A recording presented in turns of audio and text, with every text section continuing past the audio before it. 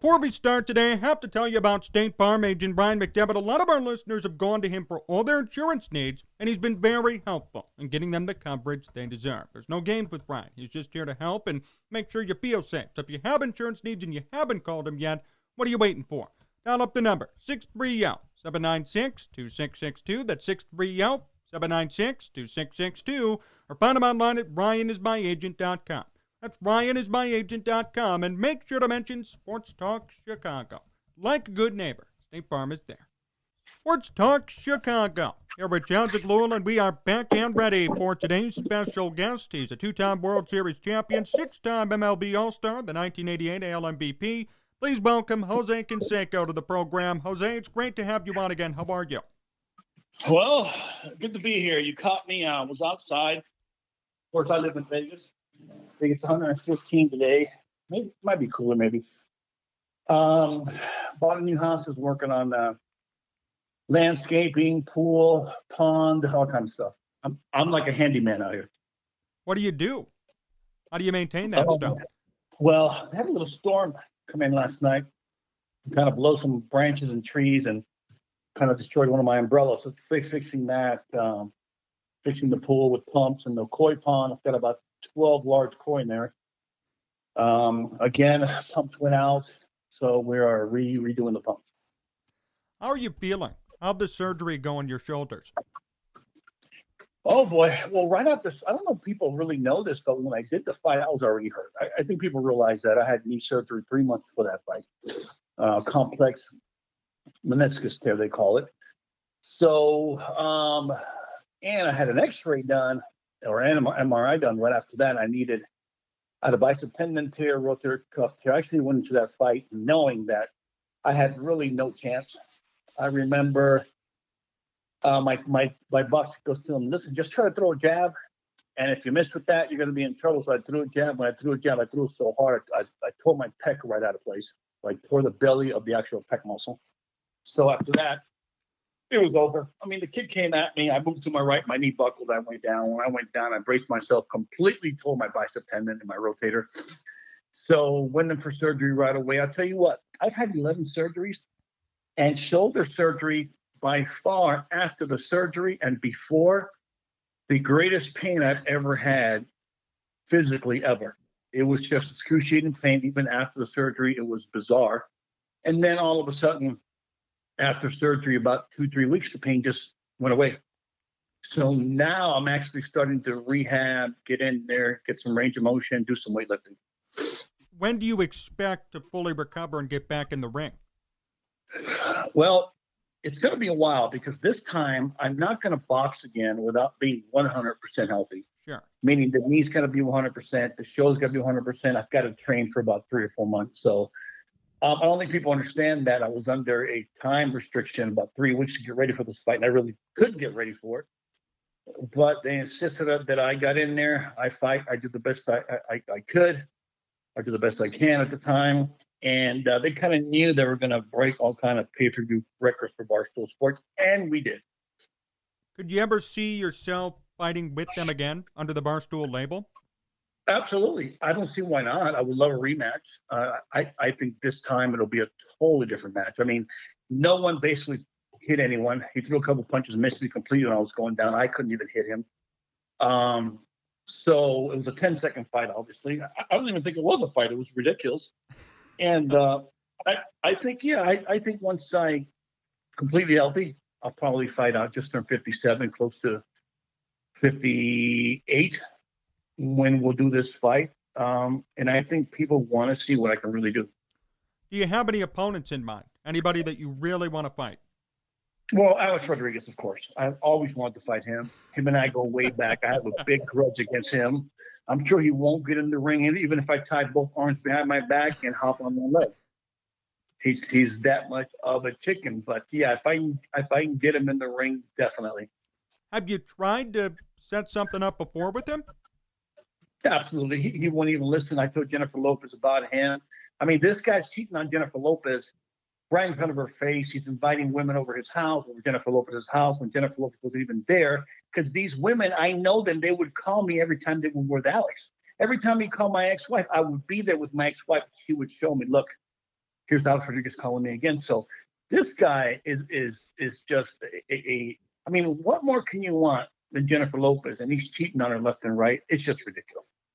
Jose Canseco, you're on Sports Talk Chicago. Jose, how shocked or really not shocked were you when they called it quits? Well, I said exactly when it was going to happen, how it was going to happen. And I'm going to tell you who he's with. He's going to be with a fitness model, if not my ex-wife, Jessica. I mean, people, the truth hurts. And I don't think, us as humans are built to handle the truth. But I know now she was 18 years old. Him and I kind of think alike in some ways not. I know exactly what he likes in a woman. He loves young fitness models. And, he's young. He's a millionaire. And I told him since he was a little kid, listen, do not get married. Do not get involved because you're going to have so many women after. You're going to be the best player in the world. You're going to do the 40-40. He laughed at me. And look, that's what he's become. So, I've known him since a very long time ago. I predicted exactly what's going to happen. I'm the one that told him, go to Texas. They're going to pay you an incredible amount of money. You have this first $252 million contract because they have a brand new ballpark and they need a draw. And he went there and they did. So, I mean, you have to understand, I just know Alex very well. I kind of know what his tendencies are. And I don't know why he got hooked up or in a relationship with Jennifer Lopez when he was never going to marry her. Can you imagine, people, what the prenup is going to look like? It's going to be a prenup, 3 feet deep, thick. And in the prenup, Jennifer Lopez has to put, Alex, if you cheat on me, every time you cheat on me, it's going to cost you $10 million. And I'm sure that once the actual started being serious about the wedding date or the wedding time or the conditions of the prenup, I'm sure that's when everything really fell apart. You seemed like a good influence on him. I mean, you told him where to go, you told him what to do, and he listened to you. So where did the relationship go wrong? Oh, when he went after my wife, Jessica, at the time. He saw her in the gym with me. He literally said out loud. He spoke out loud. He didn't realize I was right off his right-hand side. He said, oh, my God, that's the most beautiful woman I've ever seen. And then he started going after her. And then when her and I got separated, I think they actually got together in some way, shape, or form. So I actually confronted him about that and asked him, listen, were you ever with my wife, Jessica? He said no. But ironically enough, I found later on that they were. As a matter of fact, Alex used the line. He says, I'm a man's man. I would never do that. Alex is the biggest liar I've ever seen in my life, the biggest hypocrite I've ever seen in my life. When Alex tells you I'm a man's man, I would never do that, you know he's lying. What if you set up a fight for charity? Do you think he'd be willing to do that if you guys donated money to charity and did a fight with him? Would you be open to that? He wouldn't do it. He wouldn't do it if I gave him the lion's share, if I gave him the whole amount. He just wouldn't do it. It would be too embarrassed to let a guy of my age whoop him in the ring. And let me tell you, I would, because, again, I would not fight under the same conditions I fought last time. I don't think I fought healthy, period, in any of my boxing matches or any of my MMA that I did against Hungman Choi. I had a really bad knee. So I would definitely go in 100% healthy and 100% trained. What about age, though? He is younger than you. Should that be a problem? No, it would not be a problem. Not if I'm healthy and if I train hard enough. No. How quickly would you knock him out? I don't know. I mean, Alex is an athlete now. He's a big guy, about 6'3". I would say Alex is about 6'3", about 230. And now he's talking about training, weightlifting. He wants to get rid of his dad body. I don't know. I mean, Alex it's a tough cookie. He's an athlete. He's strong. He's coordinated. He's a lot younger than I am. I think it would be an excellent match. What's the strategy on your end in defeating A-Rod? How do you beat him in the ring? Well, it's not going to be on stamina, that's for sure, because I would probably fight him at 58. I would have to go in a lot heavier than him. I'd have to go in about 280 pounds, trained, ready to go lean, and basically just bully him around. Try to just out-muscle him in the ring and hit him with the blunt force trauma. Let me ask you this, Jose, and I'm sure a lot of other people have asked you this question before. Have you ever thought about extending the olive branch to A-Rod and making peace with him? Why would I do that? First of all, the guy's a narcissist. He's half crazy. No, absolutely not. I mean, the things that he's done, the way he's actually done them, no, absolutely not. Is there anything that would have to happen for that to happen? Anything that it would take for you to make peace with him? If that would ever happen, there's no buts about it. That's not even a relevant question. It just won't happen. So you never see it happening. It's never possible for you and him to make up, to talk about it man to man, and see if something could come of it. Absolutely not, because I've actually called him out several times. I've confronted him on social media several times to call me. He won't do it. The issue is he knows he's completely wrong. He knows I'm completely right. He knows that I know him well. He knows that every time I open my mouth, I speak the truth, and that's it. And most people can't handle the truth. Why do you think he's ignored you? I mean, you guys had a great relationship before. Why do you think now, all of a sudden, years later, he won't even talk to you? That's a good question for him. You should probably get him on Chicago Sports Radio and ask him, why are you ignoring Jose Canseco? Jose Canseco here on Sports Talk Chicago. Jose, is it true that aliens don't like A-Rod? I don't know of anyone that likes A-Rod, so I have to include, aliens, Bigfoot, other universes. Yeah, I don't think anybody likes him. How about some of your other claims on Twitter? I mean, some of them a bit unbelievable. You said that John McAfee and Tupac are still alive. You've been all over the place and gotten so much engagement. Can you confirm any of those? Well, obviously, people, you can't believe everything you hear on Twitter. There's some things I say that actually are just for fun, to get a laugh or a hoot. And if people are going to sit there and believe everything every individual says on social media, then we have a problem in our society. What's the next big take you're going to put out on Twitter? I don't know. Obviously, I'm working on this invention that I've got, the PX4040, which is pretty much done. I'm going to come out. Hopefully, we can get out in the market around Christmas time. It's a power extender. You actually put this thing on your lead arm, and it extends power to the zone. It fixes your swing instantly and extends power to the zone the way it's actually built. It's going to revolutionize the art of power hitting. How did you come up with that idea? Well, years back, I actually teach the art of power hitting. And people don't get confused. The art of hitting and the art of power hitting are two different worlds. The art of hitting is basically letting the ball travel deep in the zone and spraying it around, basically staying too far inside the ball. The art of power hitting is getting in the proper angle to create proper compression, rotation, and lift. You're maximizing distance. So I created this device that actually puts you in that position every single time you swing, whether it be baseball, softball, or golf. Are you confident in the ball traveling further with this new invention? 100%. It's basically, when you see the structure of it, it can't do anything but that. It's like a scientific fact. Is it legal? Yes. You can actually put it on and use it. I originally created it as a teaching tool, but it kind of evolved also in the product. You can actually put it on an actual game, and a softball, baseball, or golf ball, depending on how many strands you actually put on and how much flexing you want. Softball or baseball can go 30, 40 feet further, and a golf ball instantly 30 to 40 yards further. So what's the next step? You said you plan on coming out during Christmas time. How do you plan on selling this and getting this to the market? Well, of course, social media, maybe some infomercials, stuff like that. You got to start simple. How much would today's players in baseball benefit from this? Wow. It may not benefit the professional Major League Baseball. As a matter of fact, Major League Baseball may outlaw it. And I'll tell you why, because it works too well. It works as an external bionic. So the best thing would be is if I give it to a Major League Baseball player, even a minor league baseball player, they put it on, and somehow Major League Baseball says it's being banned because it works. The major leagues is only 1% of the actual sales market. That's the actual community I'm telling you for. The rest is the individual who wants to learn a proper swing, the weekend warriors, the guys that want to hit a golf ball further, baseball further, guys who really are not professional athletes. Could you see yourself maybe working out a deal with Major League Baseball to bring this to the market, or is that relationship fractured? That's beyond fractured. My relationship with Major League Baseball, because I told the truth, I'm extremely honest, is beyond fractured.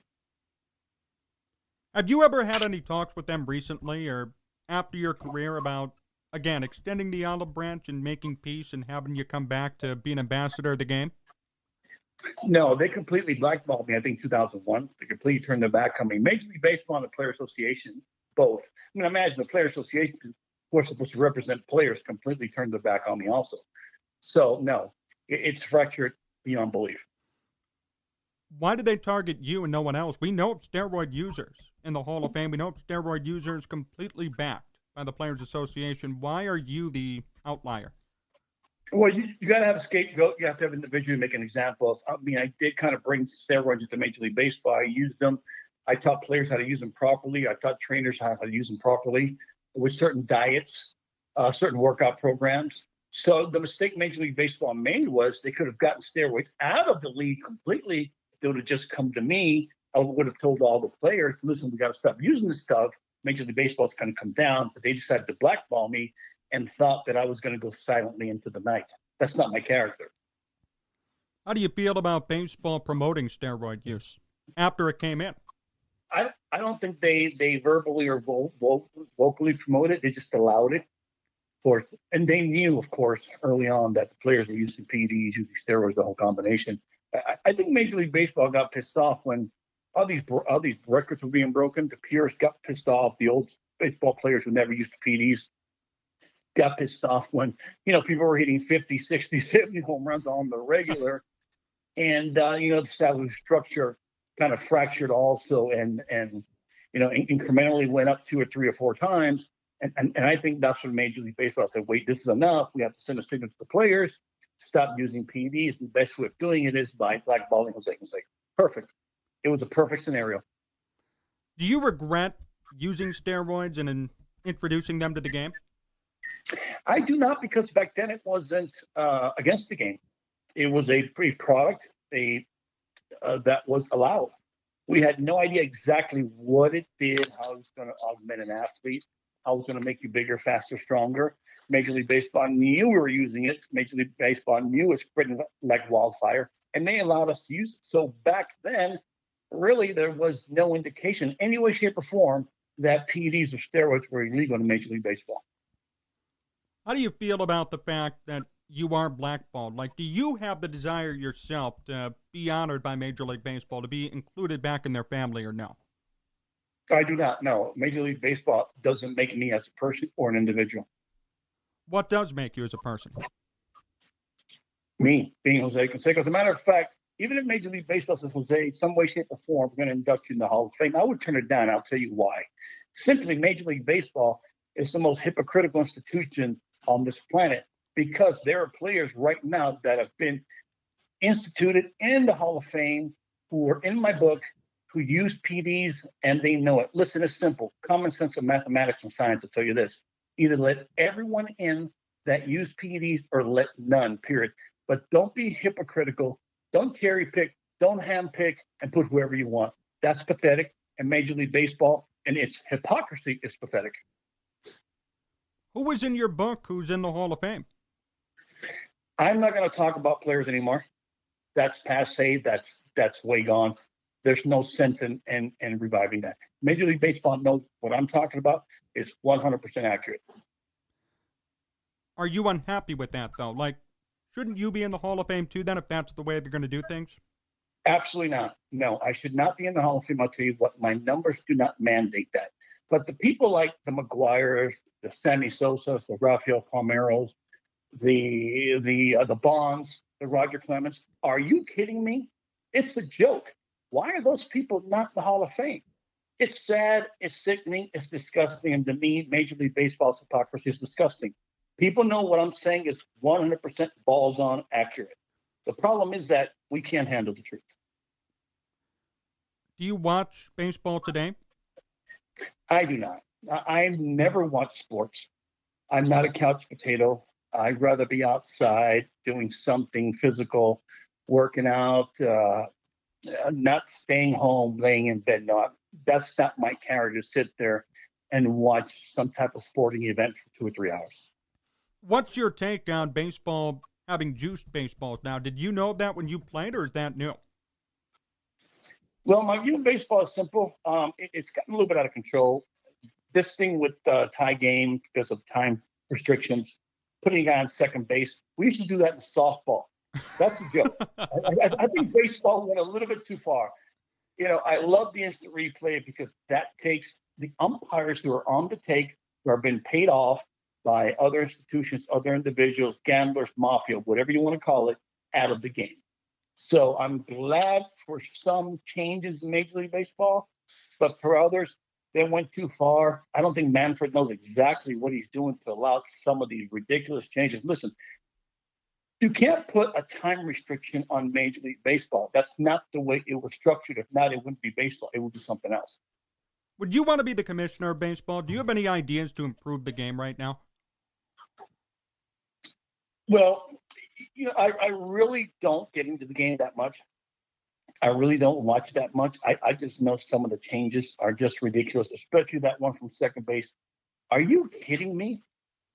That changed the game historically around because it gives players less at-bats, less opportunities to break or set records or to augment their actual stats.